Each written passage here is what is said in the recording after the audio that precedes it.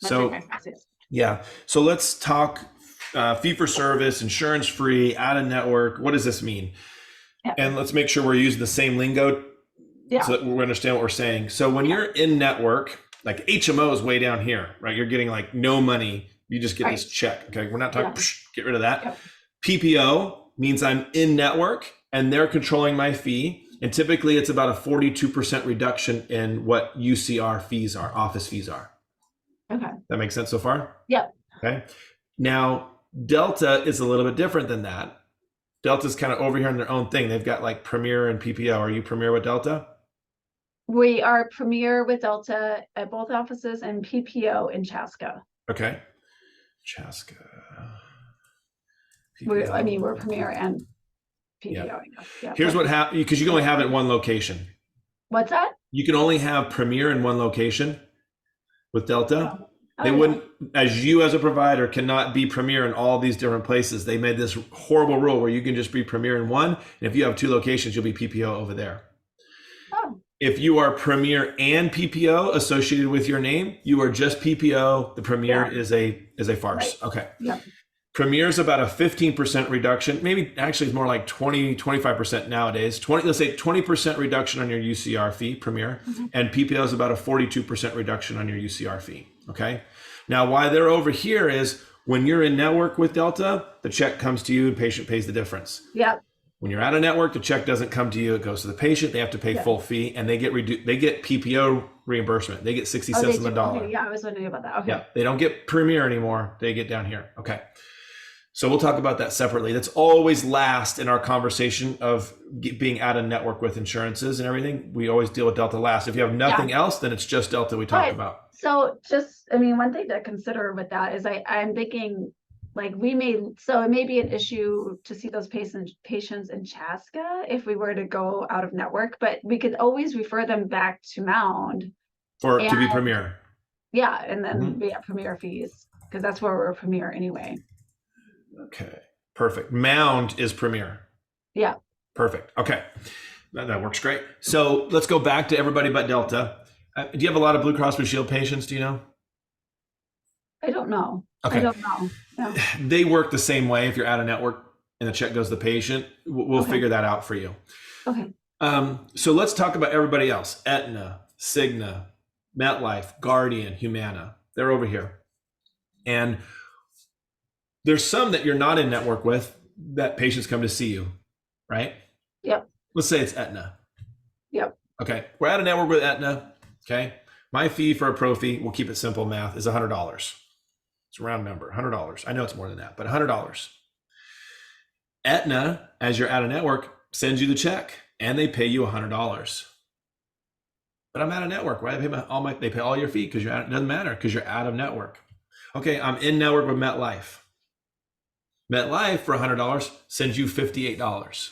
Yeah. And you got to write it off and the patient pays nothing. Yeah. So in both situations, the patient pays nothing. The only difference is when you're in network, you write off 42%. Right. The question becomes, why are you in network, right? And the reason we typically find people in network is they don't know that information. They don't know that. So when they start their practices, they join everything, they credential and do all this stuff. They don't like to have to answer the question, do you take my insurance the right way, which is what we teach, right? Oh, yeah, we bill all insurance. We have a lot of patients who have Aetna and come see us. We file your claim for you and they pay us directly. Right? 5% of the plans are crap PPO plans will not pay you that $100, 5%. Well, mathematically, let's say if you go out of network and you lose 5% of your patients, well, that's okay because 95% of the rest of them are paying 42% more. You would have to lose 42% of your MetLife patients just to break even financially. Here's how I do it. Hygienist sees 8 patients a day. They're all in network. They're all MetLife in network. Okay. You're getting 58, 58, 58, 58, 58. Okay. You want to see 8 patients a day and get paid for 5 of them, 4.5 of them, right? Or do you want to see 7 of them and get paid for 7 of them? Right. Yeah. And that's the math. That's how we simplify the math and get you to understand it. No, I agree. Okay. So what we do is go, okay, I have this understanding now. I get it. The question will become, do you want to be in network in both places or not? You might end up being out of network in both places. But here's the deal. PPO means I take what the insurance pays. Out of network means I still take the insurance payment, but the patient and the insurance are paying my office fee. Fee for service means the patient pays me all of it and the check goes to the patient. This is much more difficult to do. I'm thinking you're saying I want to be an out-of-network provider. Yeah. Yes, we're happy to still file the Yes. claim from patient. We'll And accept that's it. what it comes down to, right? That's right. So Easy to do. Yeah, So I easy to like do. that. Yep. We're doing that. Yep. It's a simple conversation that I would teach you to have with the patient chair side. You, the doctors, would have this patient chair side with every single hygiene patient for 6 months on a plan. So what we do, I'm going to share my screen. I'm going to show you what we do. Okay. Okay. Just bear with me here because I got to go digging. The other thing, I know this is like, you're like, why would we do this? But because so we would lose less patients, I guess, is I was talking to my office manager here and we were talking about, I offer like a Westlake Dentistry savings plan, Yeah. Membership plan. Yeah. like a membership plan, and Yeah. people get 15% off. Okay. So that they could still do that, right? They could Okay. still, Yes and no. Remember we talked about Delta? yeah, That's the hack to making Delta work, because they're going to pay you $30 a month for the membership plan. You're going to bill Delta. You're actually going to hand them the claim, paper claim. They're going to bill Delta and get the check from Delta and keep whatever it is, knowing they're only paying $30 a month to get their free services for you and hygiene and 15% off. You cannot do release and assign and get the check from insurance and have them be in a membership plan dually. Can't do. But if you don't know they have insurance, you're not filing the claim for them. You might create the claim for them to help them out and hand them a piece of paper and then, delete and then post a zero payment on the claim and do your membership plan stuff. And they send the claim and do release only. Do you know what I mean when I say release and assign? yeah, like assignment of benefits. That's right. Yes. Yeah. Yep. Release and assign. I mean, the patient gave me the information, release it and assign it back to me. Yep. So if we're filing the claim, then we can't do that. But if you give it to them, if they have like a big hassle and they're like, I don't want to do this, we could offer that to them. Just you create the claim for them, print it up on paper, post a zero payment in your ledger, hand them the claim, release only. They're going to get the check back to them. Absolutely. But I've got to, as a patient, pay 100% face value for the service. So how that works mathematically is, let's say for round numbers purposes, your crown fee's $1,000 normally because this is a membership plan. They pay $850. Okay. I have to pay you all $850, but I'm saving 15%. I go file the claim for $1,000, and I get $500 back. You see why you can't get assignment and do that? It'd be like making money for the patient, right? Yeah. Yes. Yeah. Now with Delta, the reason it works so well is $1,000. They're not going to get $500. They're going to get like $350 back. Yeah. So they're not going to pay $650 for a crown. They're going to pay, $475 for a crown and get $300 back and feel like they're getting a good deal. So Delta we keep separate. Let me show you a couple other reasons why. So we have you do 2 trackers. The first one that would be done is you list out all the plans that you are in network with. Okay. And you then tell me how many patients you have in comparison to your active number of patients. Okay. Yeah. That will calculate the percentage of the practice that is in network with that group. And you're going to go in a second, you go, why would I be in network for 3 patients? There's going to be some plans you go, what are we doing? Oh, right. Yeah. Then there's going to be this plan that you go, why are they 45% of my practice? That's a little bit scary. Yeah. Right. I got to be careful here. I helped a client in Michigan resign from Delta. That was the only thing he was participating. He was Premier, but his associate could not be Premier. So it was creating this dual problem, right? And so we got rid of Delta. We resigned over a 6-month period. And it's a big practice like yours. You're doing like $220 a month in collections. His production was like $250 or whatever it was. Right, He was writing off like $45,000 a month just to Delta. Yep. He was 63% Delta.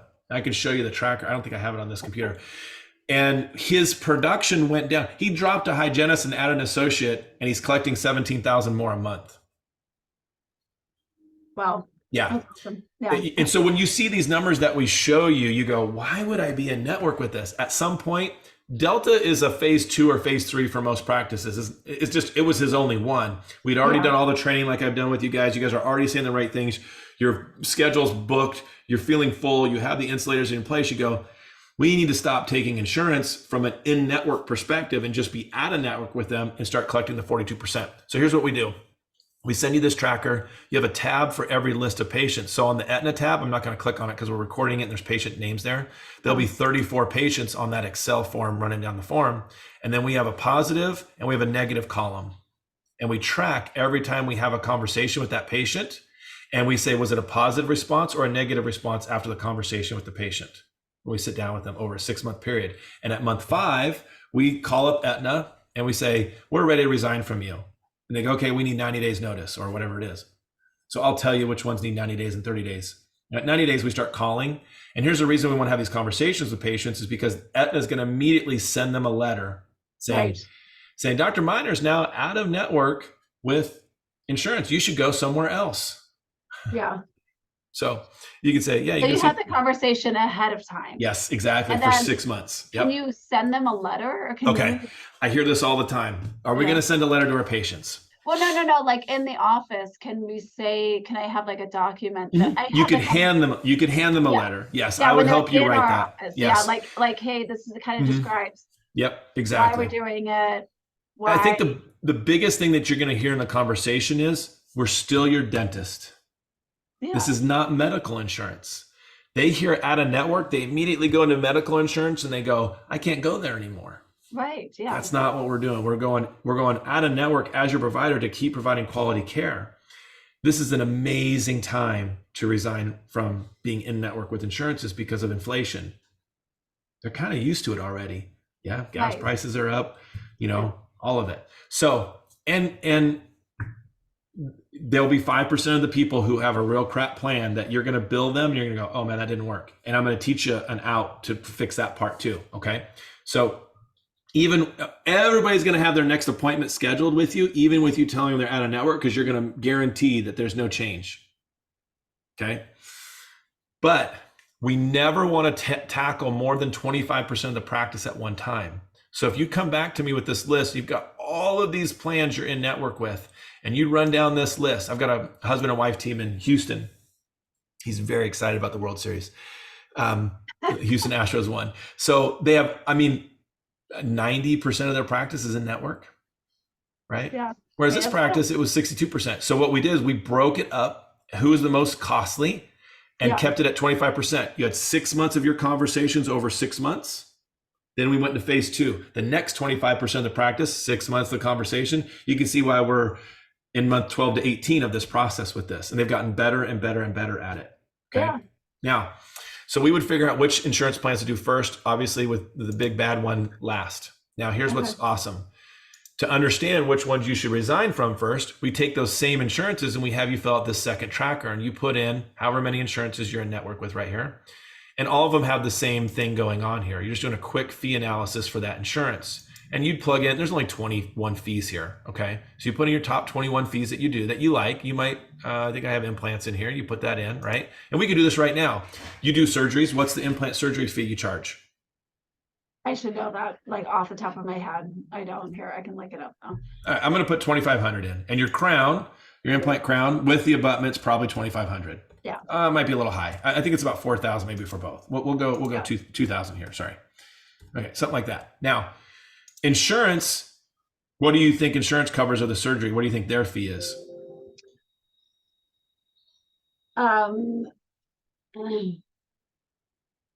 Like 1,500 maybe. That's what I was going to type. Exactly what I was going to type. Crown fee, they don't cover the abutment at $500 to $700. We know that. And they take off a few $100s on the crown.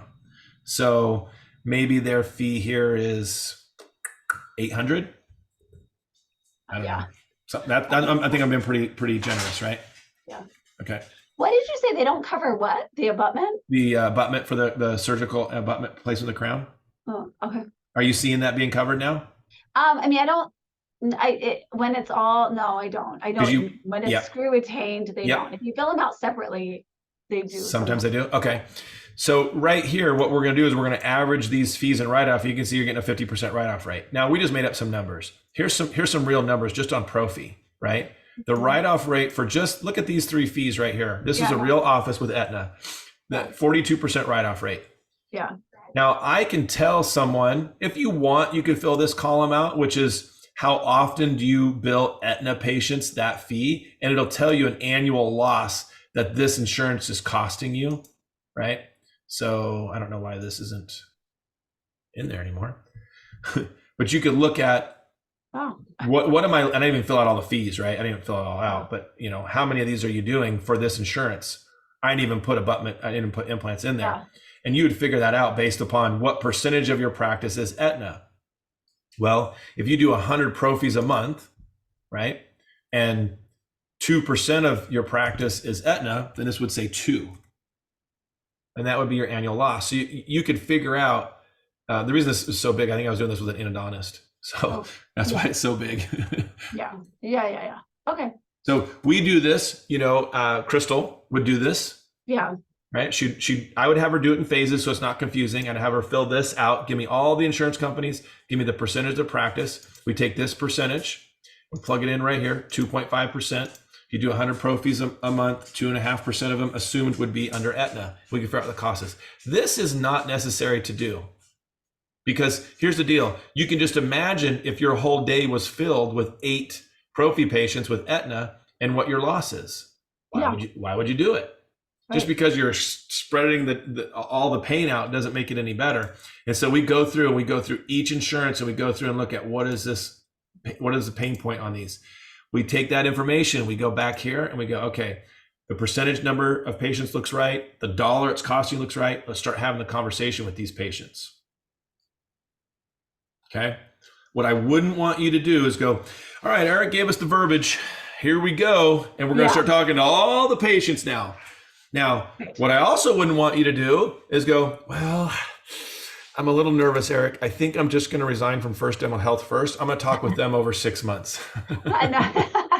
Okay. Yeah, no thanks. You laugh, but I had a client in North Carolina. He's only resigning from 1 right now because he's a little nervous. And I think there was like 54 patients in here. I go, you're going to do this. You're not going to receive any financial benefit of 6 months of struggling through conversations. Right. You need to see some growth. Yeah. So if you take 25% of your practice that is costing you 40% and you resign from that, you're going to see a 10% increase in collections.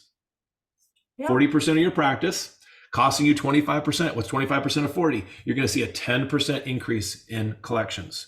That is worth having a conversation with 25% of your practice. So, a $2 million practice, you grow at $200,000. That's a nice day, right? Nice year. Now, then there's phase 2. Then you figure out which insurances should we be going through next. Now, the big bad wolf in the room, again, we always tackle last. Once we get these patients moving and grooving, we have some success in our conversations. We have a different conversation with these people because the check's not coming to us anymore. Well, yeah. I mean, is there ever, the only thing I could see happening in this scenario, so this is basically 18 to 24 months we're dealing with Delta, let's say phase 4, right? Yes. But over time, let's say there is some attrition or patients leaving. Yes. The other plans, does the percentage of Delta patients increase then? Okay, good question. All right. You have to be careful here. One of the reasons that doctor from Michigan was I'm in a panic mode because he was at 63% Delta. Right. That's what I mean. Yeah. I don't want to get to, at the end of it, have a lot more Delta patients because that's everyone else has left, Yes. Okay. So another story. I have a client here in town in Reading, and he bought a practice, and that practice was out of network Delta, and they were paying $1,700-$1,800 for a crown, and he's PPO with Delta, charging $800 for a crown. He did not want to give up the opportunity to charge $1,800, so he just went cold turkey. He did not fall. He was like, I know I'm supposed to be talking to him for 6 months, Eric, but I gotta go. Before that, we had stopped taking new Delta patients in his practice for about a year because it was creeping up above 45%, and we didn't want that. and he was PPO. And so we stopped taking Delta new patients for a while, and we were going to have this conversation, and he had this opportunity, had to gobble up this practice. It just all worked out beautifully. And I'll tell you another story about another practice in the Bay Area. But what happened was he was seeing 20 new patients a month. 16 of them every month were Delta. Right. We stopped taking Delta. He still saw 20 new patients a month.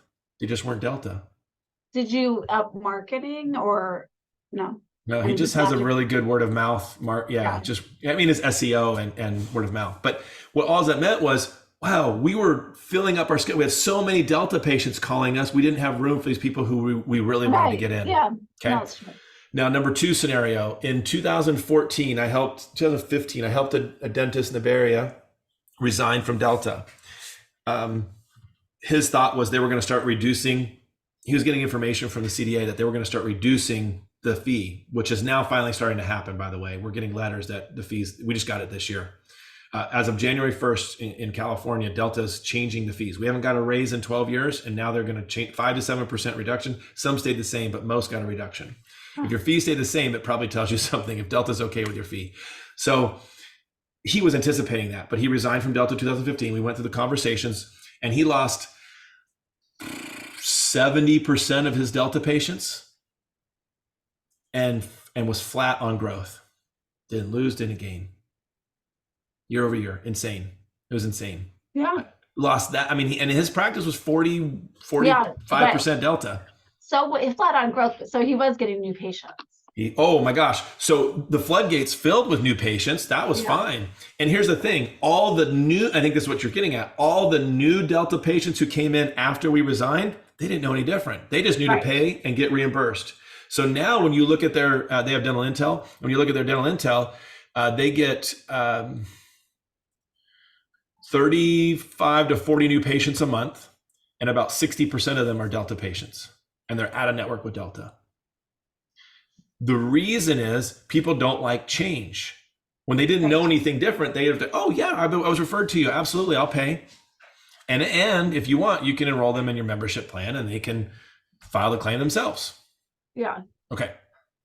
Does that answer your question about Delta? Okay. Yes. Yeah. So. Yeah. So, okay. So a couple things come to mind now. I mean, so I wanted to ask, have you heard of Dentametrics? Mm-mm. You haven't? No, Dentametrics? Yeah. What is that? Is that like Dental Intel? Yeah, but okay. We have an issue with Dental Intel. Okay. I don't feel like it's like super. I know what you're gonna say. Yeah. Well, I think there's one issue is that it doesn't keep track over the course of the day, so it's not. I don't think it's accurate. It's not responsive in that way. But also, like our goals change. Yeah. With hours worked. Then you got to go. It doesn't. Yeah. It doesn't make sense. It's hard. It's hard because Open Dental doesn't track hours, right?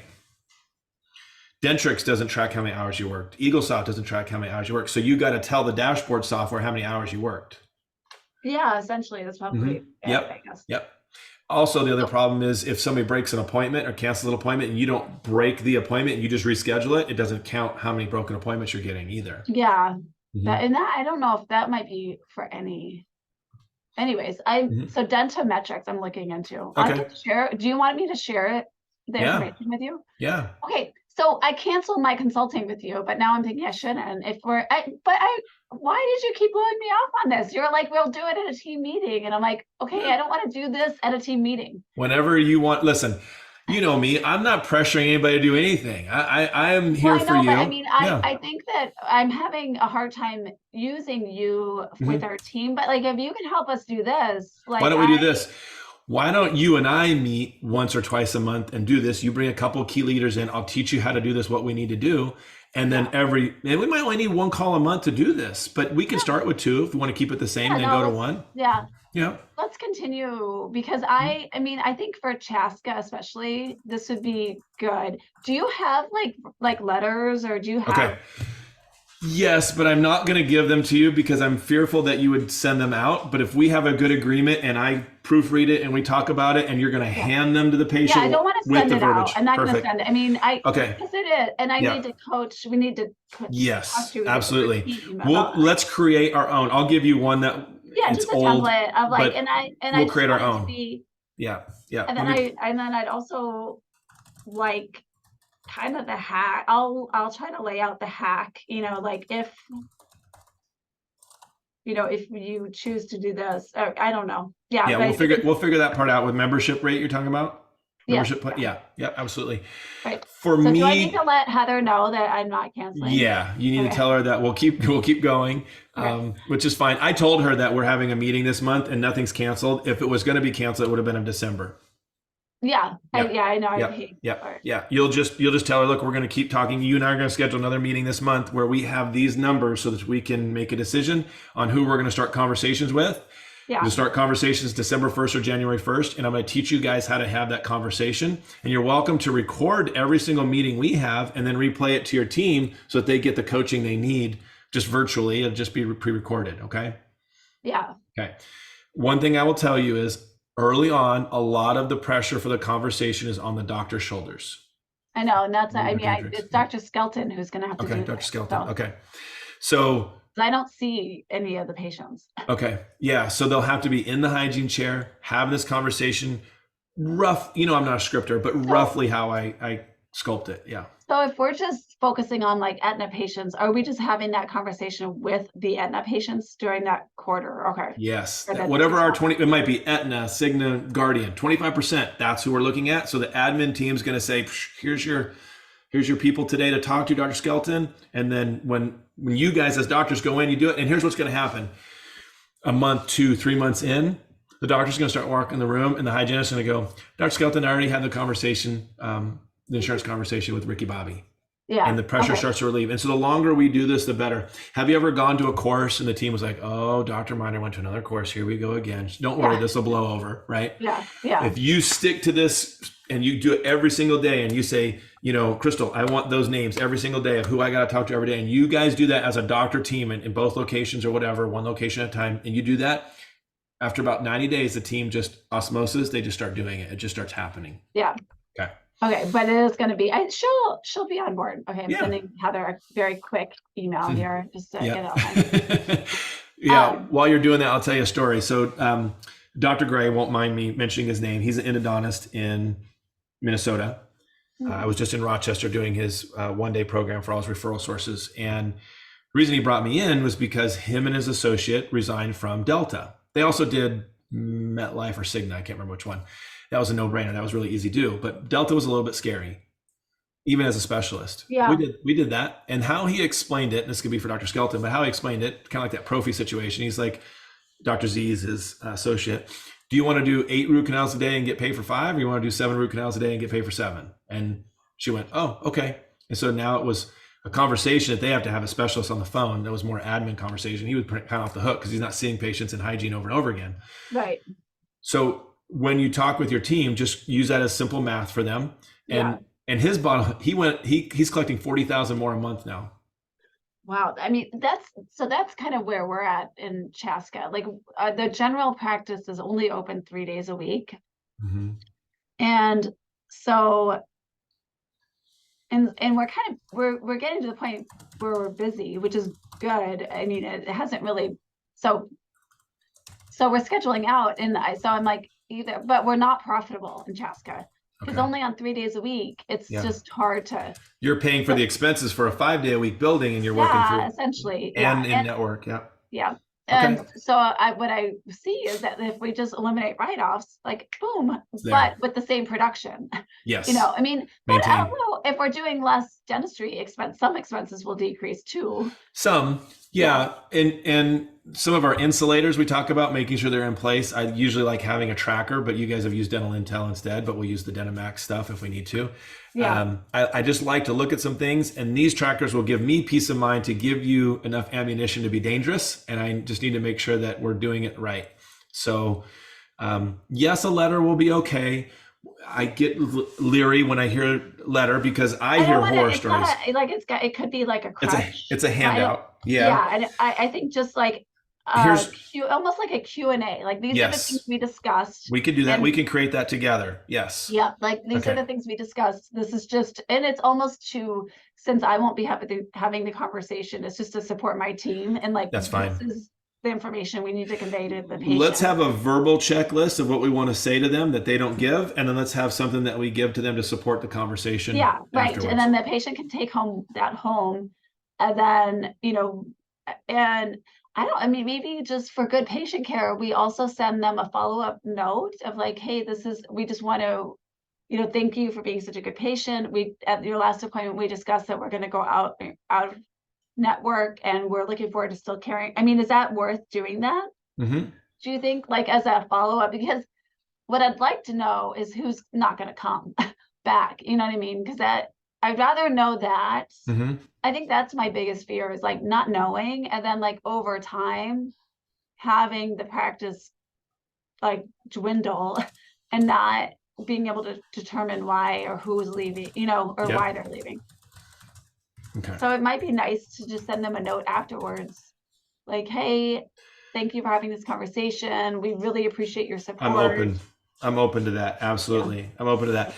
When I'll just share my insight and fears that I have with the word letter.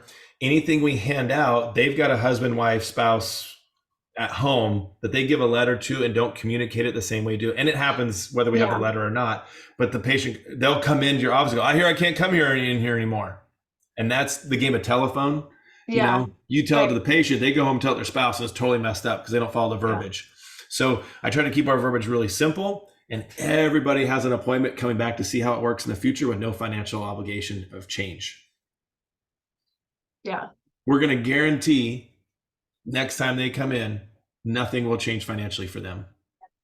But how is that though? How do we guarantee that? That's what I don't Because understand. you've always been writing it off anyway. And if it comes back screwy, you're going to do it one more time. Yeah, right. Yeah. That's it. Yeah. And then we have a conversation. We go, wow, you're the 5%. Your insurance really sucks. I don't know what to tell you. You can join a membership plan for $30 a month. You can switch your insurances, or you can go to another office, a clinic, and see what kind of experience you have for that type of insurance. Yeah. Most people that are in that situation at 5%, they're going to go somewhere else, and half of them are going to come back when they see what else is out there. Yeah. So we call that the olive branch, and I'll teach that to you guys. We'll go over it again. Yeah, no, and I mean, that's the thing. When you're not in network, you can do whatever write-offs you want. I mean, we're doing it anyway, so like, why not do it? I get that. I mean, I'm okay with that. Yep. Yeah. You're gonna see, and I would love for you guys to be using my tracker, because that will give me real information. Will you send it to us? So the tracker would be in replace of Dental Intel. It would be in place of Dentamax. It would be somebody manually tracking your data every day, putting it to Excel format. These trackers I showed you are just PPO trackers, totally separate, which you gotta have those. But what I'm saying is, like the Michigan office, they're using an Excel tracker for me. I mean, I don't know what you're paying every month. What does Dentamax cost every month? Well, it's Dental Intel still. It's $400 every month per location. Yeah, per location. Yeah. So for $800 a month, I will give you a tracker that Crystal's or somebody's got to fill out in each location, spending 5 to 10 minutes a day filling it out. But how did, like, the huddle, do we still have a morning huddle? Yeah, somebody brings the data instead of just pulling up Dental Intel and doing it. Yeah, you would lose that. Yeah, that's a nice fringe benefit of Dental Intel. Can you send me the tracker just so I can see? I'm going to send you a training video on the tracker. Okay. And then you can watch it and say, I like it, I don't like it. And you can make the call. Okay, let me get that ready for you. But then separately, will you also send me the insurance? Mm-hmm. Yep. I'm going to do a different email to you. Okay, perfect. Yeah, that's awesome to do too. All right, let's stop the recording. I'm going to stop the recording here.